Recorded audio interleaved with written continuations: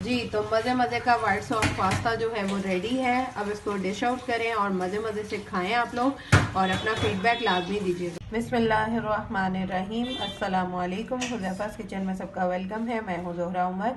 आज मैं लेके आई हूँ वाइट सॉस पास्ता की रेसिपी। चिकन को पहले मैरिनेट करेंगे। इसमें मैंने डाला है 1 टीस्पून नमक और 1 टीस्पून इसमें डाल देंगे काली मिर्च और इसको 10 मिनट्स के लिए मैरिनेट होने के लिए रख देंगे। अब मैंने लिए हैं 2 से 3 जो हैं वो शिमला मिर्च ली हैं और 2 टेबलस्पून लिया है लहसुन अदरक का पेस्ट और 2 मीडियम साइज़ में प्याज लिए हैं, उनको चॉप कर लिया है। अब इनको फ्राई करते हैं। 3 टेबलस्पून कुकिंग ऑयल ऐड किया है, इसको गर्म होने देते हैं। इसकी अब 30 सेकेंड जो है वो भुनाई कर लेंगे लहसुन अदरक के पेस्ट की। इसमें चिकन ऐड कर लेंगे।